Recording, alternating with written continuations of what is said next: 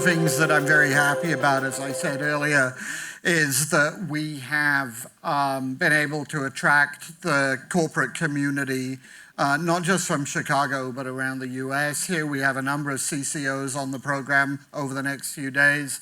The first of them is my friend Russell Dubner, who is not only a CCO at Boston Consulting Group, but also a consultant there. And earlier this year, just a couple of months ago, right, BCG released some research into how AI is going to change workflows, not just in the communications disciplines, but more broadly. Many of you will have seen some of our coverage of that, and the finding in particular that corporate communications stood to benefit more than almost any other discipline except perhaps customer service from the impact of AI. And so we're going to be talking a little bit about that research and a little bit about your perspective on artificial intelligence in our business. Why don't you start by just sort of maybe giving us the top line of the work that you've been doing there? So I'll talk first just about the research. I was working on a client engagement and came across this team and tool where they're able to figure out the size of the prize of if you were to implement GenAI into a function, not just the comms function, but any function, customer service, finance, legal, what kind of efficiency gains might you get and what kind of cost could you potentially take out if that was your goal. And so I asked the team, I said, could we look instead of just at a client at a function by function level across major organizations to see a comparative view? Because my thesis was that communications by its nature was going to come out near the top of it. And so they spent 4 months running all of the data, and that result of, for task-based work, that from about 23% to 36% productivity gains in the communication space, vaulted communications to the number 2 in all corporate functions. And then agentic workflow could get you near to 50% productivity gains, which is massive. And then from a cost perspective, that you could potentially save between 10 and 25%. Now, how you spend those savings will depend. Like a pessimist would say, well, that means that heads are going to be cut. Or they'll say, well, I'm going to take work in-house from my agency. But an optimist would look and say, well, this is actually an opportunity to reinvest dollars to have more measurable impact for the organization, either commercially or around the corporate reputation agenda, which is what we're seeing so far.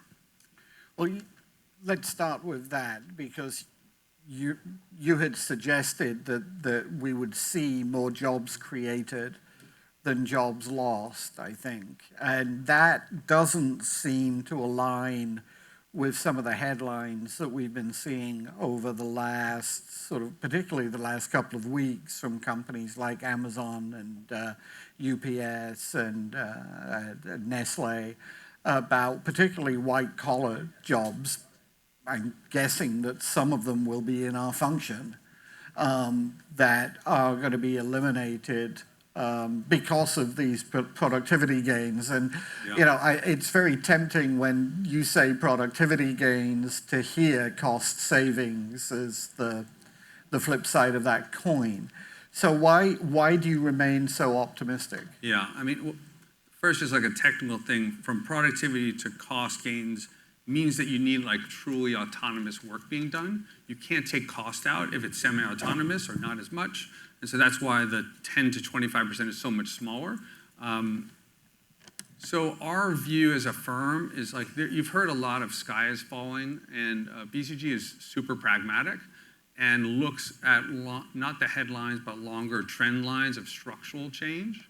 And at a structural level, the firm sees over the next 5 to 10 years that it'll probably be more accretive than dilutive to jobs, in part because of the number of jobs that'll sort of bridge out from where GenAI is able to create new opportunities. So for instance, for a lot of our clients in engagements that we're doing right now, yes, some of them are saving costs, like work we've done for Reckitt, where we took about a 40% of their marketing department, 40% efficiency gain, 20% cost gain, and a 30 to 50% return on investment. Like, that's going to ultimately take some cost out. But when you're doing R&D for a company like Merck, or you're doing manufacturing GenAI work for Foxconn, like, those are throwing off lots of jobs. Those are throwing off lots of opportunity and a lot of growth. So you're going to have to balance the two. Right now, we're seeing like the easier side of it, but then there's a big upside component that we're seeing. So like BCG's revenues just like is 20% GenAI now, and is like $3 billion next year from like zero. And it's all helping companies make these kinds of transformations. And when you go through them, and some I just can't share, but they're pretty staggering in the upside, not just the cost-cutting side. And let's talk a little bit about productivity and what it means in the communications function, because when I hear the word productivity, perhaps this is just my sort of overall curmudgeonly nature. I think, yeah, I know. I think, we're doing more stuff. We're increasing our output. But we're not necessarily increasing our outcomes. How do we define productivity in communications, and why is it a vital goal? I mean, of course, productivity overall is like the time invested in a task. So that's like the simple way to think about it. But so I'll take what we're doing, because we're kind of treating ourselves as our own experiment. So if you look at productivity at task level, so take something like an old tried and true task, like like writing a pitch. Okay, so at BCG, a lot of the product is a deeply rigorous report. So to convert that report into a pitch takes an awful lot of time and energy and intellectual energy. So we created a custom GPT that is filled with all of our best pitches against the most successful reports. And then we have a team that's been trained in prompts and how they approach the prompts. And so the outcome of that is like 60, 70% there. So you can't turn and shoot, but it saves you a ton of time, and then you have really good fodder to drive from. So there's like a time savings that then if you multiply that by all the countries we're in, and the instant customization that happens about which data gets used and what's in the local market, you're making significant productivity gains, but nothing goes out the door without like a trained human being going through, because we're a human-first organization, not an AI first. We're really clear about that.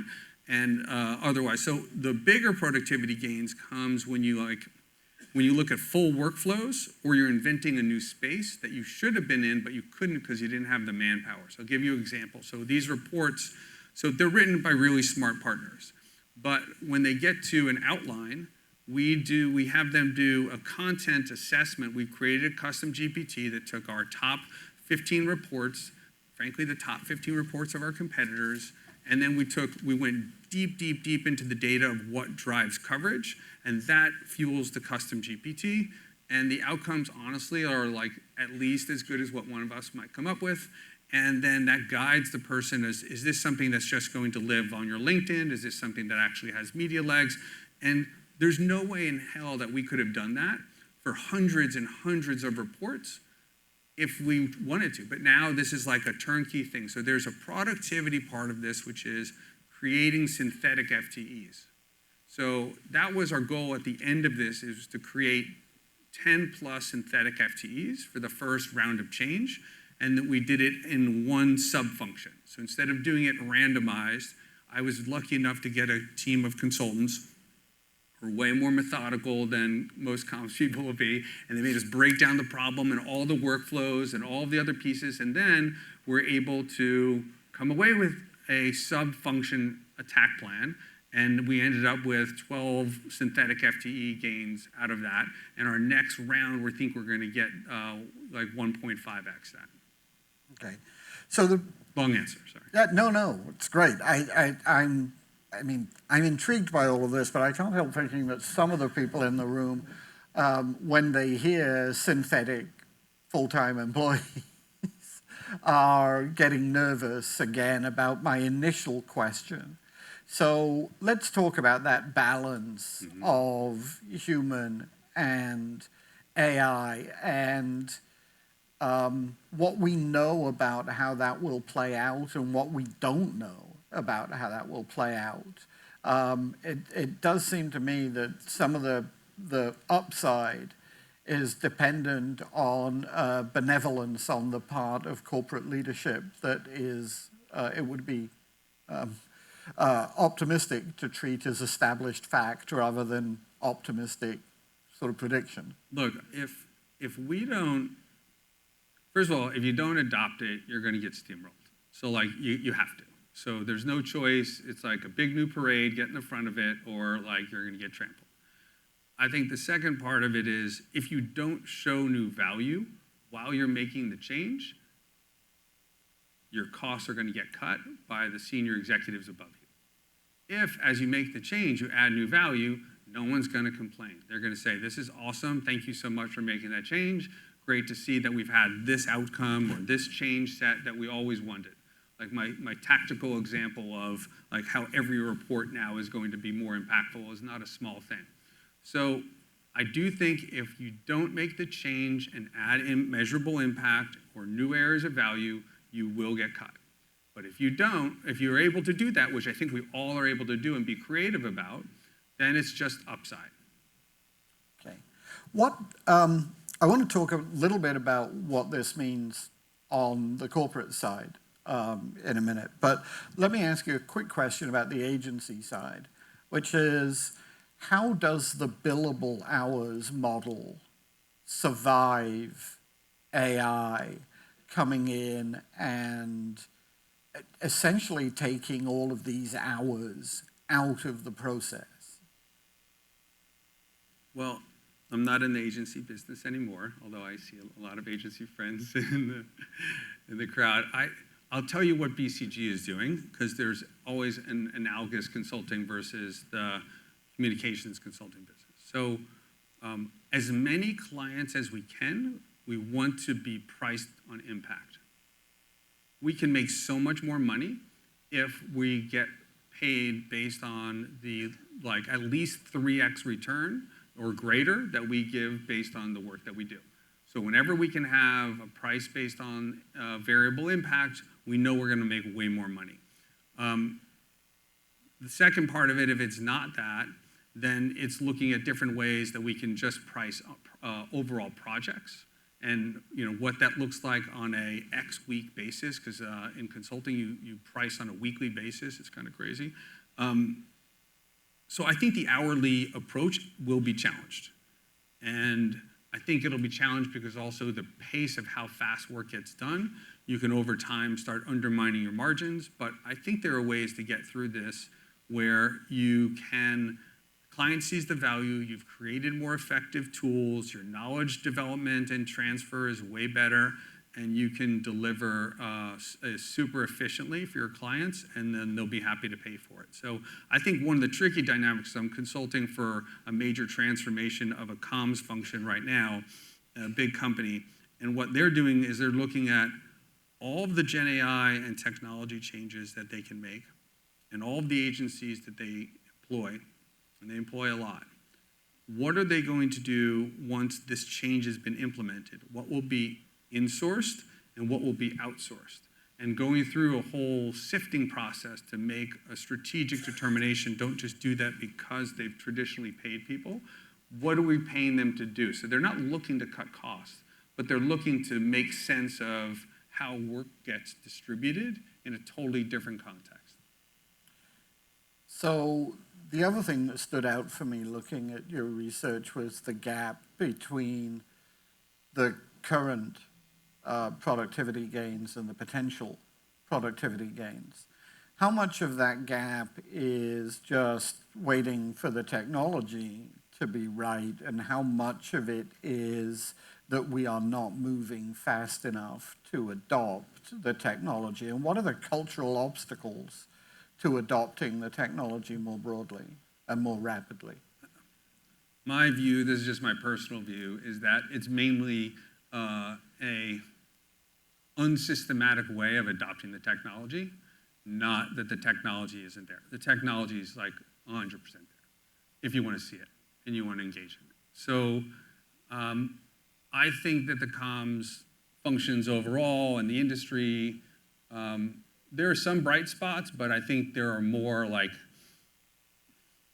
people doing lip service to it because they're cherry picking projects that look good and that get a return, but that's not systematic change, and it actually doesn't even lead to systematic change. It just leads to systematically cherry pick projects, and that over time that's not going to fly. So I think that people need to look hard at what's available and how, in a way, so like, what are some of the pitfalls? So one pitfall is like not setting up on the people side, the ability to catch and then project manage the change. So like when we did this, we had an overall set of project managers who were consultants, and then we have people embedded, and then PMO'd the crap out of it all the way through the organization and engage the people who are going to make the change as part of defining it and driving it through. Another problem that you see is that people take on too much at once and that spread themselves too thin, and so then nothing gets done. And I think the last of which is like you don't set a goal. And so people are just doing stuff. Like we were really clear. We wanted to get to 10 synthetic FTEs through one sub-function. We had no idea. We got to 12. But like how exact is that? 8 to 12, right? But still, then that way at least we're on a mission. So I think that the other problem is people, they just don't want to be caught not doing something, and that's like not a winning strategy.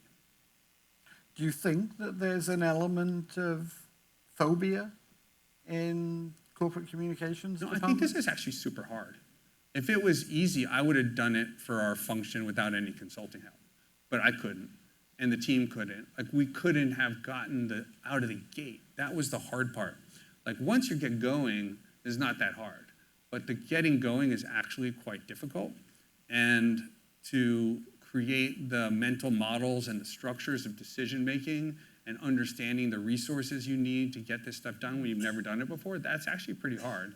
And so I think that those who are an agency, like if you can help your clients through that process, I think that there's a lot of opportunity, because I don't think that many have gotten past that phase. And we had 4 agency CEOs on the stage earlier today talking about some of the investments they were making here. And many of the agency folks that I talk to are extremely excited about the tools that they're developing. I'm not going to ask you about any specific tools. But overall, it seems to me that people in the CCO role are much less excited and have not widely adopted some of the technologies that I hear agency people raving about. What's the disconnect there? Is that agencies are developing the wrong products, that they're not ready yet, or that CCOs are just not grasping how they can have a real world impact? So I'll say, like, for instance, so BCG has created the most custom GPTs of any company in the world, right? And so how many products have we created that were rolled out to clients? Like close to 0. It's all custom work that's being done for clients and integrating other technologies or creating something bespoke. So I do think there's risk in platforms unless you're super sure that it's going to be high value across a broad set of clients that they can't do themselves. If you don't hit that mark, I think doing broader products and services is like, I just think it's a dangerous play. I mean, I've been on the other side, and you sit in conference rooms and think about what you think your clients need, but do they really need it? Are they really going to pay for it? I've seen a few that are great, that I will pay for. But I just think that you got to be really careful, because there's also ways of just digging in with your client and solving problems with them and not creating the problems. But there's always this compunction in agency that you feel like you need to have that. And I would just be careful, like pick your battles. So what's the advice to the people in the room? And I think it's fair to say that it's a division of, agency and client-side people here. What should each of them be prioritizing right now? If I'm on the client side, I would say pick one sub-function within comms and transform it. From beginning to end, workflow all the way through, and like digest that and see what that looks like, and then pick the next. And sorry, going back to the research, Yeah. I think if I'm remembering right, it was things like media relations and social media where you saw the most upside. And Are internal. those the first things that I would do people should- external comms, I would do maybe internal comms, I would do maybe social media. Like we're looking at social media next, and we're seeing some really interesting things we can invent that would never have been done before, and now we think we can do at scale. So those would be the three that I would look at just based on the data.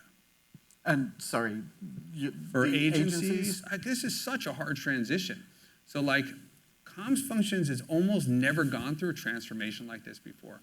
So the more you can help your client understand what the prize looks like, help them figure out what's a methodical strategy to do one sub-function first, and then transform the whole thing, I just think there's a lot of value that the agencies can bring, in addition to like a handful of products that like the clients would never be able to do themselves. So I think there's big upside. Like for us, we think there's like 15 to 20 years of upside for BCG. Wow. Impressive. Thank you. And if you haven't seen the research, we've written about it. You can get it from the BCG website.